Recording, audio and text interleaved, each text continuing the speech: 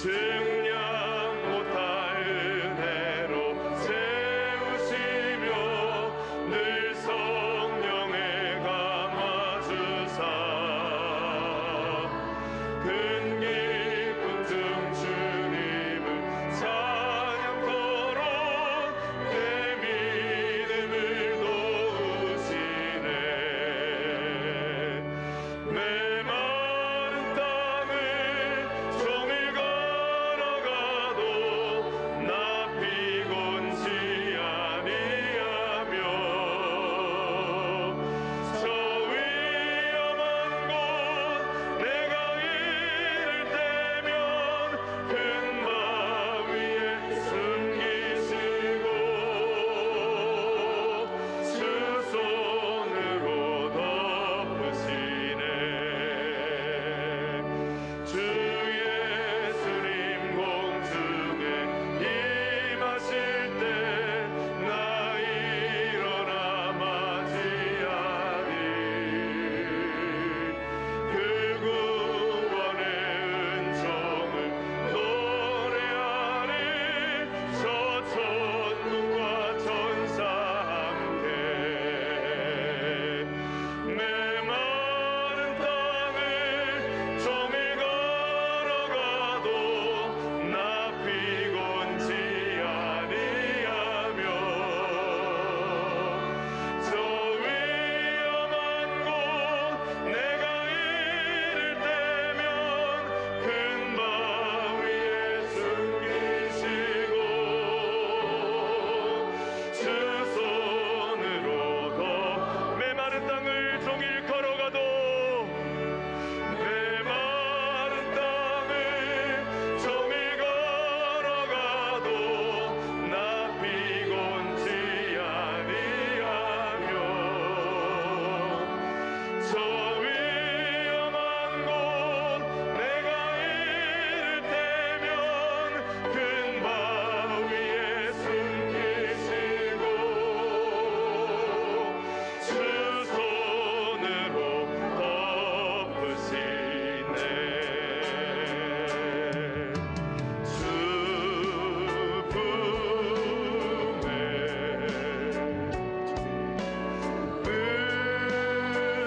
의소서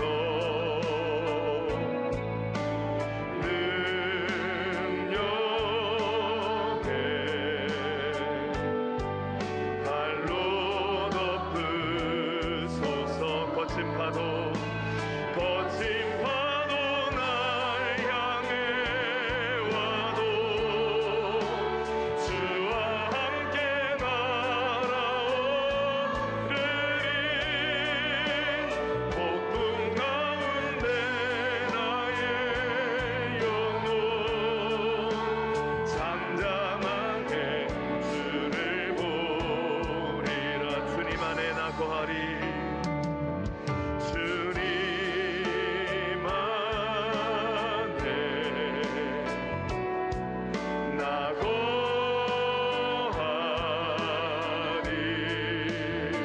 주는요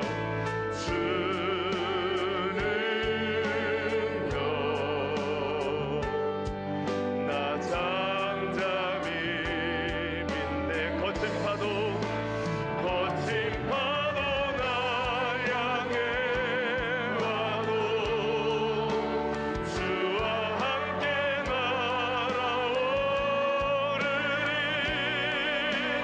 폭풍 가운데 나의 영혼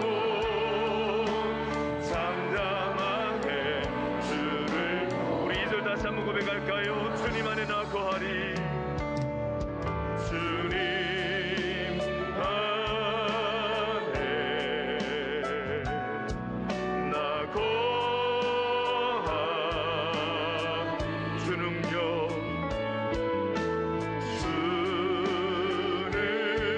주는 나 잠잠히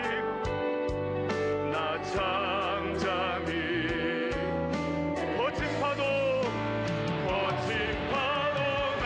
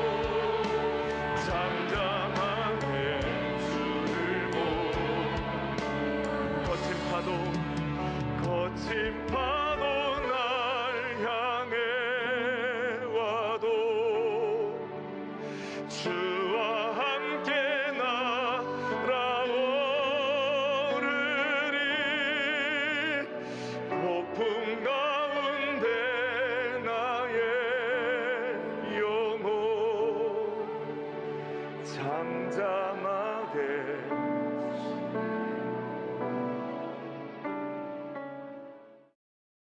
자, 오늘 본문은 겟세마네 동산에서 기도가 끝난 다음 종교 지도자들이 보낸 무리들이 이제 예수님께로 왔고 또 예수님을 체포하는 장면이 오늘 본문입니다. 그 과정 속에서 제자들의 실패가 드러나는데요. 하나는 배신이고 하나는 도망치는 모습입니다. 먼저 오늘 우리가 가룟 유다의 배신을 좀 살펴보려고 그러는데요. 마가는 이 마가복음을 기록한 마가는 가룟 유다의 그 배신의 행동을 굉장히 디테일하게 추적하고 있습니다. 본문에서는 가룟 유다가 12 중에 하나다 이렇게 강조하고 12 중 하나 가룟 유다. 최측근이라는 얘기겠죠. 최측근이다. 주님이 기도하시는 동안에 동산 아래에서는 무슨 업무가 진행이 되고 있었습니다. 예수께서 기도를 끝내고 하산하실 때 무장한 군사들이 진을 치고 있었던 거죠. 이 체포 작전은 굉장히 조직적이고 신속하게 진행이 되었습니다. 가룟 유다는 이미 종교 지도자의 편에 서 있었습니다. 14장 1절을 보면 이틀이 지나면 유월절과 무교절이라 대제사장들과 서기관들이 예수를 흉계로 잡아 죽일 방도를 구하며 누가 예수를 잡아 죽이려고 계획을 하고 있습니까? 그 시대의 종교 지도자들입니다. 대제사장과 서기관, 장로들. 그런데 거기에 가룟 유다가 가세를 합니다. 오늘 본문을 보면 악의 연대가 일어나죠. 공급자와 수요자가 만나는 장면입니다. 10절을 보면 12 중에 하나인 가룟 유다가 예수를 넘겨주려고 대제사장들에게 가매. 그러니까 대제사장들과 서기관과 이런 장로들이 예수를 죽이려고 흉계를 가지고 있고 동시에 가룟 유다도 예수를 넘겨주려고 하고 있습니다. 그러면서 은밀한 거래를 하죠. 11절에 보면 그들이 듣고 기뻐하며 그들은 대제사장과 서기관들입니다. 그들이 듣고 기뻐하며 돈을 주기로 약속하니 유다가 예수를 어떻게 넘겨줄까 하고 그 기회를 찾더라 그랬습니다. 대제사장들이 그룹들이 이 가룟 유다에게 돈을 제안을 했습니다. 이 돈이 어디로부터 나오는지 모르지만 검은 돈이겠죠. 대제사장들이 검은 돈을 가지고 있습니다. 그리고 가룟 유다는 고급 정보를 제공해 줍니다. 예수를 사고 파는 장면입니다. 동거래가 이루어지고 예수를 팔고자 한 것이죠. 자, 가룟 유다는 돈을 받았고 대제사장과 모종의 약속을 하게 됩니다. 우리는 줄곧 이 가룟 유다의 배신에는 돈이 있다는 걸 알게 됩니다. 돈을 사랑하는 자였다. 자, 가룟 유다의 배신은 마음에서 시작되었습니다. 사실 우리가 마음으로는 죄를 많이 짓죠. 미워하기도 하고 또 욕을 하기도 하고 사람을 마음으로는 죽이기도 하고 그러나 마음 먹은 것을 행동으로 옮기지는 않습니다. 마음을 먹은 것과 행동으로 옮기는 것은 다른 것입니다. 좋지 않은 마음을 품었다가도 돌이키죠. 그리고 행동하지 않습니다. 행동까지 가면 강을 건너는 것이죠. 가룟 유다는 예수를 팔 마음을 생각을 가질 뿐만 아니라 이제 행동으로 옮기고 있습니다. 이 사건은 예수님이 겟세마네 동산에서 기도를 마치자마자 일어난 사건입니다. 오늘 본문은 가룟 유다가 대제사장과 서기관과 장로들에게 파송된 자들과 함께 금과 몽치를 들고 들이닥쳤습니다. 밤을 새워 기도하신 주님을 향해 가룟 유다가 다가온 것이죠. 자, 이 말은 다락방 강화. 예수님이 다락방에서 제자들과 마지막 만찬을 보내실 때 그 이후에 이미 그 다락방 강화 이후에 바로 가룟 유다는 그 방을 빠져나온 것 같아요. 그리고 예수님이 겟세마네 동산에 기도하실 때에는 그가 예수를 팔아 넘기기 위해서 적들과 의논을 하고 있었습니다. 지금은 아직 날이 새기 전인데요. 아마 달이 두둥실 떠 있었다면 흐릿하게 어렴풋이 사람들을 인식할 수 있는 그런 상황이었으리라고 생각합니다. 기도를 마치고 내려오시는 주님 앞에 가룟 유다가 다가왔습니다.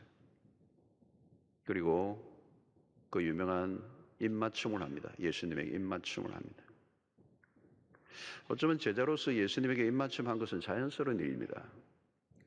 스승에 대한 존경의 마음을 담아 입맞춤을 한 것은 아름다운 일이죠. 그러나 그 입맞춤은 달랐습니다. 44절에 보면 예수를 파는 자가 이미 그들과 군호를 짜이르되 내가 입맞추는 자가 그이니 그를 잡아 단단히 끌어가라 하였는지라. 이에 와서 곧 예수께 나와 랍비하고 입을 맞추니. 가룟유다는 예수님과의 이 입맞춤을 팔아넘기는 신호로 삼았습니다. 이 어둠 속에서 예수를 적들에게 식별하게 하는 방식이었습니다.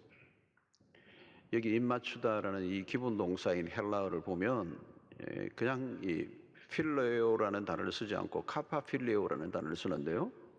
이것은 그냥 입맞춤이 아니라 강력한 입맞춤, 또 여러 번에 걸친 입맞춤이라는 의미가 있습니다. 그 겉으로만 보면 열정을 다해 애정을 표현하고 있는 모습처럼 보입니다. 그러나 사실은 예수를 무리들에게 알려주기 위해서 어두움 속에서 예수가 오늘 체포할 당사자인 것을 알리기 위해서 그렇게 오버액션을 한 것입니다. 가장 은혜로운 장소에서 가장 다정한 모습으로 위장한 배반입니다. 이 겟세마네 동산은 주님과 함께 기도하기 옳은 동산입니다. 그러니까 가룟유다는 주님과 함께 공생의 동안에 그 주님과 자주 드나들었던 이 아름다운 추억의 장소를 업무의 수단으로 사용하고 있습니다. 예수님의 제자로 있으면서 누렸던 것들이 적들에게 넘겨줄 고급 정보로 변한 것입니다. 참 무서운 얘기죠, 여러분. 편안할 때는 정말 좋았던 그런 아름다운 추억과 그 신앙의 흔적들이 있는 그곳이 이제는 적들에게 알려주는 정보로 바뀌었어요. 그러니까 우리가 은혜 받지 않고 경험한 영적 세계의 사건들이 때로는 악의 도구로 사용될 수도 있다는 걸 알려주는 것입니다. 45절을 다시 보면 이에 와서 곧 예수께 나와 랍비여 하고 입을 맞추니, 일명 이 유다의 키스, 배반의 키스를 의미합니다. 인류 역사의 가장 잔인하고 음흉한 키스였어요. 사랑을 가장한 배신. 이 기도의 장소가 배신의 장소로 바뀌었습니다. 자, 여러분, 입맞춤이란 무엇일까요? 입맞춤. 이 보편적 사랑의 표현입니다. 온 인류가 다 알고 있는 입맞춤. 그것은 사랑의 표현이고 존경의 표현이고 애정의 표현이고 친근함의 표현. 아무하고나 입맞추지 않죠. 여러분, 우리가 포옹을 한다, 허깅을 한다, 포옹을 하거나 입맞춤을 하거나 우리 악수도 마찬가지. 사실은 서로 깊은 신뢰를 주고받는, 오른손을 내밀 때 내가 무기가 없다, 그런 의미가 악수라고 그러지 않습니까?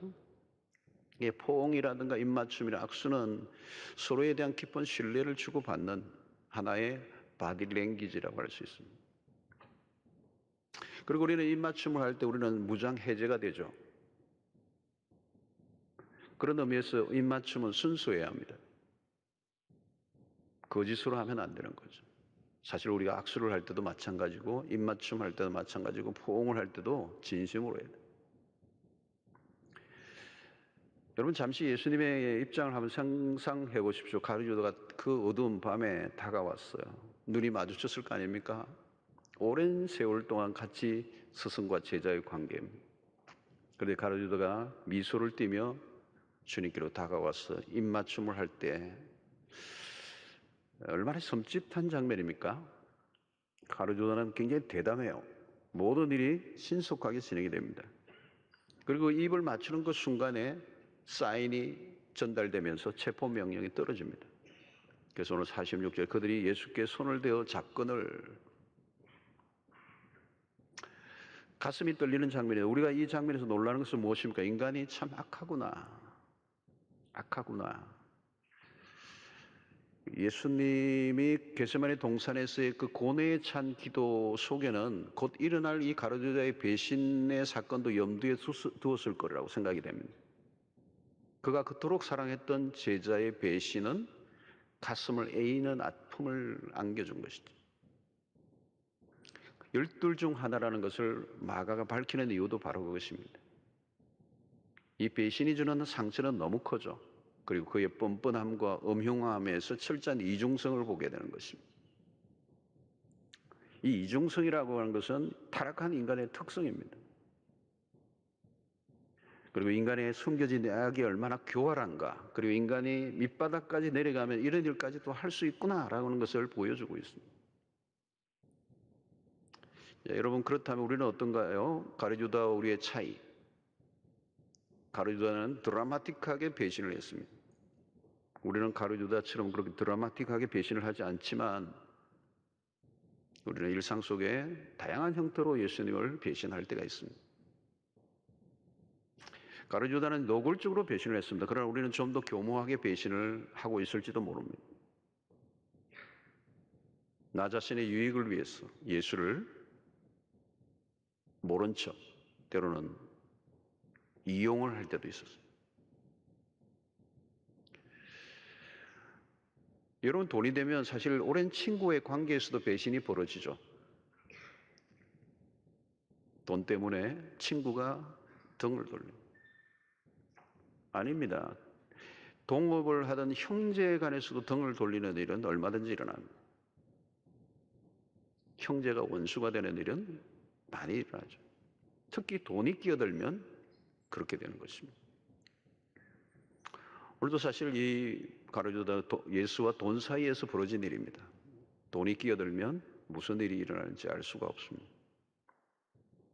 우리도 우리의 신앙의 양심을 팔고 또 돈 때문에 예수에게서 등을 돌렸던 배신이 우리의 일상 속에서도 없다고 얘기할 수는 없을 것입니다. 자, 오늘 가룟유다의 배신에 대한 예수님의 반응은 어떤 것입니까? 가룟유다는 인간의 밑바닥을 드러냈습니다. 얼마나 역겨운 입맞춤입니까? 예수님은 최악의 대우를 받으셨죠. 그러나 주님의 반응은 참 놀랍습니다. 마태복음에서는 이렇게 표현합니다. 26장 50절 보면 예수께서 이르시되 친구여 내가 무엇을 하려고 왔는지 행하라 하신대 이에 그들이 나와 예수께 손을 대어 잡는지라.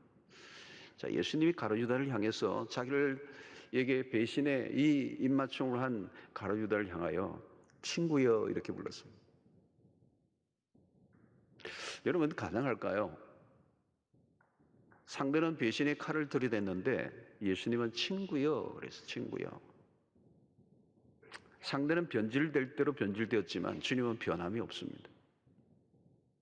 우리는 상대에 따라 다르게 반응합니다. 오는 것에 따라 돌려줍니다. 상대가 원수짓을 하면 그냥 원수지 친구 아닙니다. 등을 돌리면 끝입니다. 우리는 종종 그렇게 친구가 원수로 변할 때가 있습니다. 더 이상 안 보죠. 그러나 주님은 항상 동일하십니다. 가룟유다야 너는 나를 배반해도 나는 너를 배반하지 않겠다는 의미가 들어있는 거예요.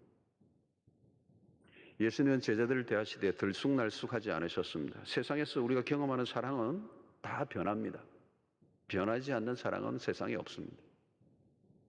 그러나 주님은 변함없는 사랑을 보이십니다. 제자들을 사랑하시되 끝까지 사랑하시니라.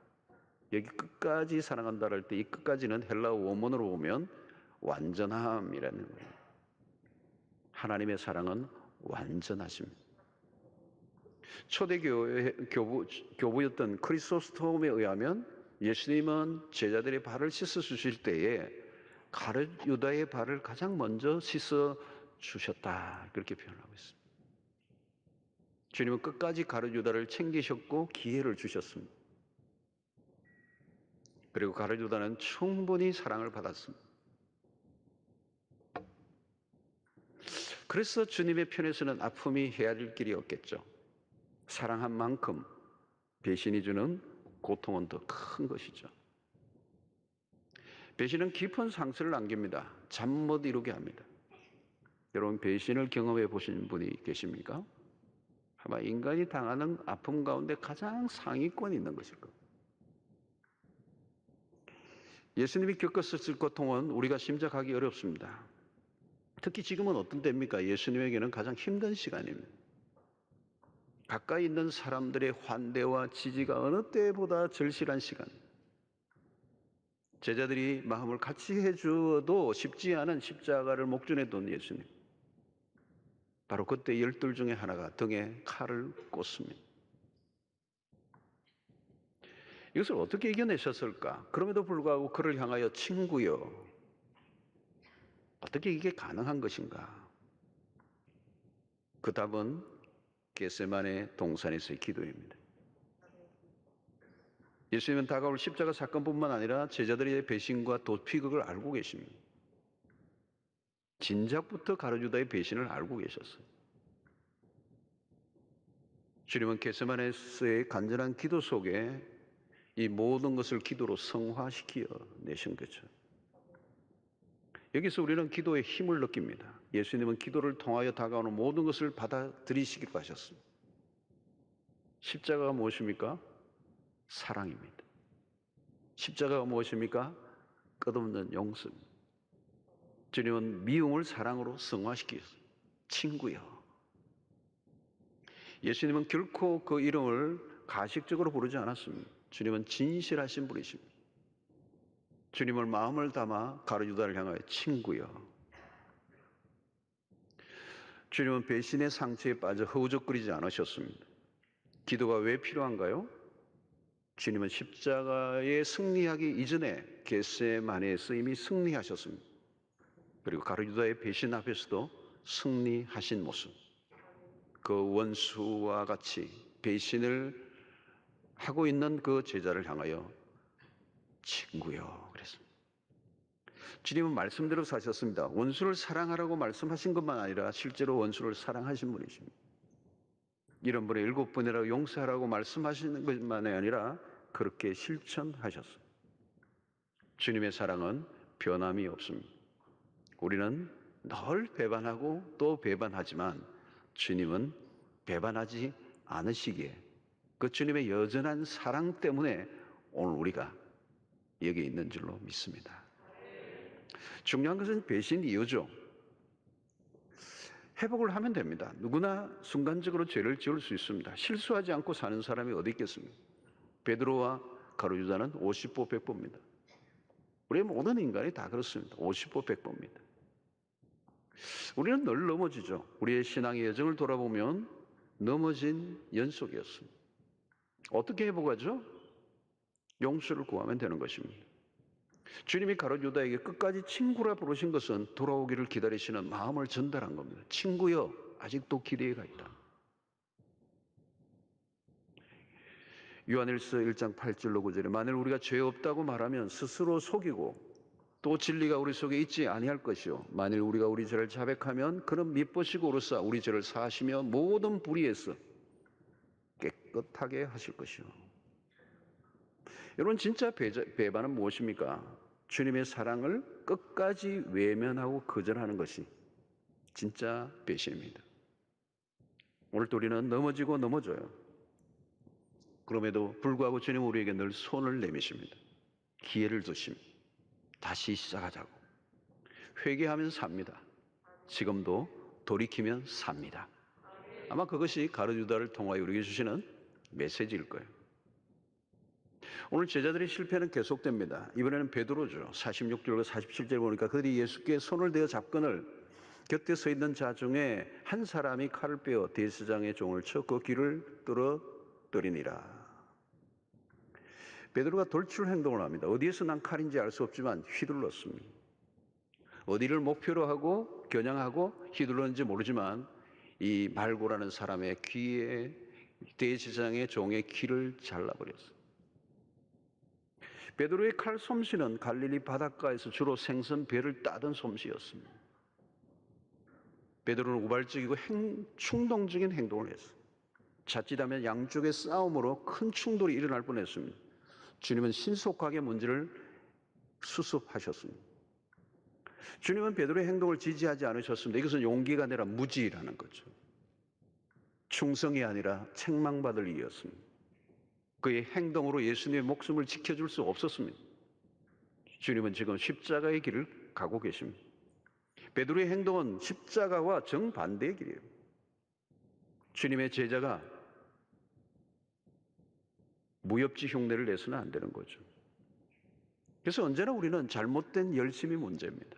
열심이 필요하지만 잘못된 열심은 아무것도 안 하는 것보다 나쁜 것입니다. 잘못된 열심은 하나님의 나라의 걸림돌이 됩니다. 하나님의 일을 인간적인 힘과 방법으로 이룰 수 없다는 것입니다. 영의 일을 육으로 감당하려고 해서는 안 된다. 그릇된 열심은 일을 더 복잡하게 만드는 겁니다. 사탄은 우리로 하여금 무모한 힘을 낭비하게 만듭니다. 육에서 시작하 육으로 끝나게 하는 것입니다. 여러분, 우리는 사탄의 장난에 놀아나서는 안 돼요. 사탄은 매우 강교하기 때문에 손 하나 대지 않고 승리하는 비법을 알고 있습니다. 기도하지 않으면 그 마귀의 술수에 우리가 넘어가게 되어 있어요. 주님은 기도하심으로 영적 전쟁을 대비하셨습니다. 그러나 베드로는 기도할 시간에 기도하지 않았어요. 기도하지 않은 후유증이 금방 나타났습니다. 이렇게 남의 길을 자르는 영적 대응이 아니라 육신의 혈기로 대응을 한 것입니다. 주님은 베드로에게 칼을 칼집에 꽂으라고 말씀하셨습니다. 언제나 그렇습니다. 여러분, 휘두르는 칼이 멋있는 게 아니라 칼집에 꽂혀 있는 칼이 더 멋있어요. 세상의 나라는 칼을 휘둘러 세워간다면 하나님의 나라는 칼집에 꽂아 둠으로 이루어가는 나라예요. 남의 귀를 자르고 목을 베어야 세워지는 나라는 하나님의 나라가 아닙니다. 다른 사람을 죽인 자리에 내가 올라서는 것은 혈과 육의 싸움에서 일어나는 일인데, 하나님의 나라는 칼솜씨를 자랑하는 곳이 아닙니다. 날카로운 칼일수록 숨겨야 되죠. 그러므로 언제든지 우리는 칼을 갈면 안 돼요. 대신에 칼집을 만들어야 돼요. 주님은 마태복음에서 칼을 쓰는 자는 칼로 망한다 그랬어요. 예언적 말씀입니다. 칼을 쓰는 자는 칼로 망한다. 칼을 갈면 그 칼에 결국은 자신이 베어 죽는다는 거예요. 예수님이 아니었다면 베드로는 대제사장들이 보낸 그 많은 군사들과 일전을 벌이고 자칫하면 죽을 뻔했습니다. 주님은 칼과 몽치를 들고 온 사람들에 대해서 어떻게 반응하셨는가를 주목하십시오. 요한복음 18장 36절에 분명히 말씀하십니다. 예수께서 대답하시되 내 나라는 이 세상에 속한 것이 아니니라. 만일 내 나라가 이 세상에 속한 것이었다면 내 종들이 싸워 나로 유대인들에게 넘겨지지 않게 하였으리라. 이제 내 나라는 여기에 속한 것이 아니니라. 하나님의 나라와 세상의 나라를 엄격하게 분류하고 계십니다. 다르다는 겁니다. 하나님의 나라는 세상적인 방식으로 이루어지지 않는다. 그래서 주님은 싸우려고 생각조차 하지 않았어요. 무능하기 때문입니까? 두려워하셨기 때문입니까? 주님은 12영도 더 되는 천사들을 동원하실 수 있는 분이십니다. 그러나 당신이 가지고 있는 힘을 철저히 감추셨다는 거예요. 칼을 칼집에 꽂으라. 명금일수록 칼집이 좋아야 된다는 거예요. 칼집에 들어있지 않는 칼은 위험한 것입니다. 칼집이 없는 칼은 흉기예요, 흉기. 내가 얼마나 능력이 있는가의 문제가 아닙니다. 중요한 것은 그런 것들을 담는 인격의 문제예요. 그래서 칼은 실력이라면 칼집은 인격이라고 볼 수가 있는 것입니다. 인격의 뒷받침이 안 되는 실력은 흉기가 될 때가 많죠. 절제되지 않은 힘은 사람을 죽이는 것입니다. 힘을 어떻게 다룰 것인가에 따라 긍정 혹은 부정적인 결과를 낳을 수가 있습니다. 인류의 역사는 자기가 쌓은 힘에 의해서 무너졌습니다.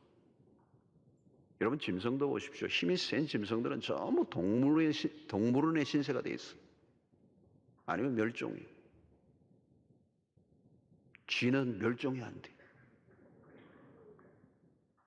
약한 존재들은 끊임없이 번식해요.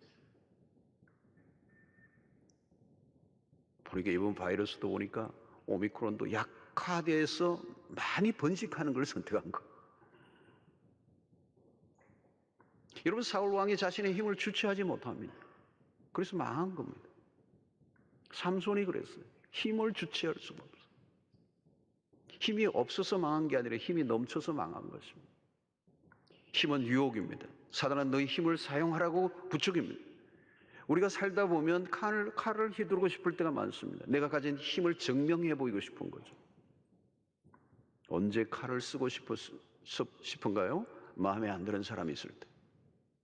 우리가 주로 많이 쓰는 칼이 하나 있어요. 그게 혀예요, 혀. 얼마나 날카로운지. 말이 비수가 되어 사람들의 심장을 꽂습니다. 우리는 부부관계 속에서도 힘의 역학구도가 날마다 작용됩니다. 부부싸움은 내면적으로는 힘의 충돌이죠. 남편이 돈을 많이 벌어오면 티를 냅니다. 힘을 행사하려고 합니다. 부인이 조금 더 돈을 벌면 구도에 갑자기 이상이 생겨요. 세상이 투쟁적이고 폭력적인 이유는 모두가 힘 때문입니다. 주님과 베드로는 아주 대조적인 모습을 보입니다. 칼을 휘두른 베드로와 대조적으로 주님은 적들이 내민 칼을 기꺼이 받아들이십니다. 조금도 위협적으로 대하지 않으셨습니다. 주님은 하늘과 땅의 모든 권세를 가지신 분입니다. 게임이 안 되죠. 그러나 주님은 정당한 권리 행사마저도 철저히 절제하십니다. 그것이 바로 십자가예요. 공생애를 열기 전 30년 동안 주님은 조용히 칼집에 꽂혀 있는 시간들이었습니다. 주님은 베드로에게 말씀하십니다. 누가복음 22장 51절 예수께서 일러 이르시되 이것까지 참으라 하시고 칼을 휘두르는 베드로를 향해 이것까지 참으라 하시고 그 길을 만져 낫게 하시니라. 참으라. 엄격하게 정제된 절제를 가르쳐 주셨습니다. 주님은 칼이 아니라 칼집의 모습이죠. 칼을 품는 칼집의 이미지. 김은혜의 장편 소설 칼의 노래가 있습니다. 이수신 장군은 임금의 불신을 받죠. 조정의 간신들은 왕의 곁에서 갖은 음모를 꾸밉니다. 역모를 행하지 않을까 임금이 두려워하죠. 이순신은 적에 의해서가 아니라 자신이 충성하는 임금에 의해 죽을지 모르는 죽음의 위기를 느낍니다. 그럼에도 불구하고 나라와 백성을 위해 외적들과 치열하게 싸움을 계속합니다. 그 소설에서 작가는 이순신의 고뇌와 절제된 감정을 보여줘요. 영웅 이순신이죠. 그는 자신을 모함하던 자들을 향해 칼을 들지 않습니다. 묵묵히 적과 싸우다가 죽죠. 여러분, 우리는 예수님에게서도 어떤 힘도 느낄 수가 없어요. 주님도 칼을 품고 계셔서 그러나 그 칼은 상대를 죽이는 칼이 아니라 자신을 겨누는 칼입니다. 남을 살리기 위해 자기를 죽이려는 칼. 남을 죽이기 위해 칼을 간 게 아니라 자신이 온전히 죽기 위해 칼을 가셨습니다. 구약에서 하나의 칼이 나와요. 창세기 22장. 아브라함이 백세에 낳은 아들을 모리아의 정상에 번제단에 올려놓습니다. 아브라함이 아들 이삭을 향해 칼을 빼들어요. 아버지가 아들을 죽이기 위해 지켜둔 칼입니다. 바로 그 칼은 아버지 하나님이 아들 예수 그리스도를 향해 든 칼입니다. 그것이 바로 십자가예요. 사랑하는 성도 여러분, 여러분들의 칼은 어디에 있습니까? 그 칼을 갈고 계십니까? 무엇을 위해? 어디를 겨누고 있습니까? 성도 여러분, 우리가 이 칼이 아니라 칼집에 넣어야 돼요. 근데 어떻게 해야 되죠? 그게 쉽지 않아요. 오늘 인류 역사의 모든 비극은 이 칼을 휘두름으로 일어난 것입니다. 십자가는 그 칼을 스스로에게 거두는 것입니다. 칼이 아니라 칼집에 넣으려면 어떻게 해야 되죠? 그게 바로 겟세마네 동산입니다. 칼을 칼집에 꽂는 자리는 바로 기도의 자리예요. 가진 힘으로 망하지 않는 비결이 하나 있어요. 그게 기도에 있다는 거예요. 나의 원대로 마옵시고 당신의 원대로 되기를 원합니다. 아버지의 원대로, 나의 원대로 마옵시고 아버지의 원대로 되기를 원합니다. 이건 뭡니까 여러분? 주님은 겟세마네스의 기도 속에 당신의 모든 힘을 다 빼신 거예요. 주님은 칼을 쓰지 않으시기로, 자기가 살려고 칼을 쓰지 않으시려고, 묵묵히 끌려가시기로, 수모와 고통을 그대로 당하시기로. 주님은 지금 능력의 하나님이 아니세요. 풍랑을 잠잠하게 하고 죽은 자를 일으키셨던 주님의 능력의 모습은 더 이상 볼 수가 없습니다. 마치 도살장에 끌려가는 어린 양과 같이. 사랑하는 성도 여러분, 신앙생활을 제대로 하려면 바로 이 육적인 힘을 계속 빼는 작업, 항상 혈기를 조심해야 돼요. 나의 힘을 사용하고 싶은 유혹을 이겨내는, 십자가를 바라보십시오. 십자가에서는 어떤 힘도 느낄 수가 없습니다. 여러분, 십자가에 매달려 계신 그리스도의 모습을 보면서 우리는 그 십자가 속에, 그 그리스도 속에서는 어떤 힘도, 어떤 물리적인 힘도 느낄 수가 없어요. 완전히 힘을 빼신 모습이 십자가예요. 힘을 빼고 또 빼고 또 빼고 더 이상 뺄 것이 없는, 축 늘어져 있는 메시아. 여러분, 우리는 제자들의 실패를 봅니다. 그들이 약했기 때문입니까? 물론 약했죠. 그러나 그들의 실패의 핵심적 요인은 기도의 실패예요. 시험에 들지 않게 기도하라. 기도하지 않을 때 그들에게 다가오는 시험에서 그는 이길 수가 없었습니다. 그들의 혈기를 다스릴 수가 없었어요. 예수님은 기도로 준비하셨습니다. 다가오는 시험에 넘어지지 않기 위하여, 힘으로 대응하지 않기 위하여, 아버지 뜻 앞에 모든 것을 복종하기 위하여 스스로 힘을 다 빼셨습니다. 예수님에게는 금과 몽치가 필요하지 않았어요. 그대로 당신을 내어놓으셨기 때문에. 요한복음은 이것을 더 구체적으로 표현합니다. 18장 3절로 6절에 보면 유다가 군대와 대제사장들과 바리새인들에게서 얻은 아랫 사람들을 데리고 등과 횃불과 무기를 가지고 그리로 오는지라. 예수께서 그 당할 일을 다 아시고 나아가 이르시되 너희가 누구를 찾느냐 대답하되 나사렛 예수라 하거늘 이르시되 내가 거니라 하시니라. 그를 파는 유다도 그들과 함께 있었더라. 예수께서 그들에게 내가 거니라 하실 때 그들이 물러가서 땅에 엎드려지는지라. 겟세마네에서 힘을 빼신 주님은 아버지의 뜻에 온전히 모든 걸 다 맡깁니다. 조금도 저항하지 않습니다. 힘의 충돌을 피하셨습니다. 바로 이것이 겟세마네 동산의 기도의 힘이에요. 기도의 자리에서 힘을 빼지 않으면 우리는 예기치 않은 순간에 우리의 혈기, 육의 힘으로, 자신이 가지고 있는 힘으로 칼을 쓰다가 망하는 일들이 나는 거예요. 기도로 준비하지 않으면 쓸데없는 곳에 우리의 힘을 낭비하고 쓸데없는 것에 우리의 혈기를 부리다가 무너지게 되는 것입니다.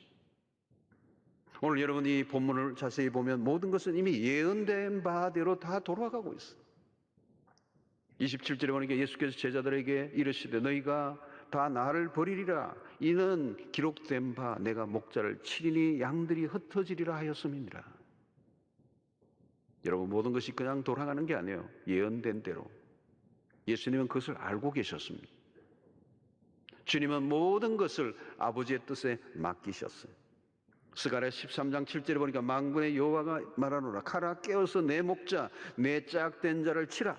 목자를 치면 양이 흩어지리니와 작은 자들 위에는 내가 내 손을 들이오르라. 이미 스가랴 선지자에 의해서 예언된 바 있는 사건이에요. 목자를 친다는 말은 십자가 사건이요, 양들이 흩어진다는 말은 각자가 자기의 살 길을 찾아 도망을 칠 것이라고 하는 예언입니다. 그렇습니다. 가룟 유다의 배신 그리고 제자들의 도망치는 모습이 오늘 이 본문 속에 클로즈업 되고 있습니다. 배신과 비겁함, 제자들의 도피, 그들 모두가 예수를 다 버렸어요. 여러분, 우리는 구원의 길을 걸어가시는, 십자가의 길을 걸어가시는 그리스도의 곁에는 아무도 없어요. 누구도 도움이 되지 않아요. 주님은 홀로 십자가의 길을 걸어가십니다. 성경을 통해서 우리가 확인하고 또 확인하는 게 하나 있습니다. 그것은 인간의 철저한 실패입니다. 십자가 도상에 걸어가는 이 모든 과정 속에 성경은 우리에게 뭘 보여줘요? 인간의 처절한 실패예요. 그렇게 예수님의 곁에서 가까이 사랑을 받고 돌봄을 받고 양육을 받았던 그들이 넘어지는 이 모습을 통하여 인간의 실패, 사실 인간의 모습만 본다면 절망적인 것입니다. 그러나 성경은 또 다른 오버랩이 돼요. 하나님의 구원의 열심. 인간의 실패에도 불구하고 하나님의 구원은 실패하지 않습니다. 인간의 열심이 아니라 하나님의 열심으로 구원의 역사가 이루어졌습니다. 오늘도 우리는 끊임없이 실망스럽게 도망을 치지만 주님은 다시 찾아와 주시는 분으로, 우리는 끊임없이 배반하지만 주님은 우리를 배반하지 아니하시는 주님으로 오늘 우리에게 비추어지고 있습니다. 사랑하는 성도 여러분, 오늘도 여전히 우리는 그리스도의 제자로 십자가의 길을 걷는 사람들, 일평생 우리의 믿음의 길에서 그 제자도의 길에서 이탈하지 않고 주님과 함께 동행함으로 주님의 귀한 제자의 삶을 끝까지 걸어가는 여러분들 되시기를 주의 이름으로 축원합니다. 하나님 아버지, 오늘 우리에게 주신 말씀을 통하여 우리의 인간의 민낯을 봅니다. 얼마나 비열하며 얼마나 악랄하며 음흉하며 그렇게 뻔뻔하며 담대하게 예수님 앞에서 죄를 짓는 그 배반의 입맞춤, 그 속에 인간의 완악함과 우리의 모습을 봅니다. 끊임없이 그리스도로부터 등을 돌리며 도망을 치는 제자들의 모습이 우리의 모습이 아닌지요. 주님, 우리를 불쌍히 여겨주시고 우리는 넘어지고 깨어지고 우리에게는 소망이 없습니다. 오직 주만이 우리의 소망이 되십니다. 주님, 우리를 긍휼히 여겨 주시옵시고 주님의 길을 함께 걸어가기에 부족함이 없도록 우리의 믿음을 날마다 일깨우고 기도의 자리에서 깨어 승리하는 주의 백성들 되게 하여 주시옵소서. 예수님의 이름으로 기도하옵나이다. 아멘.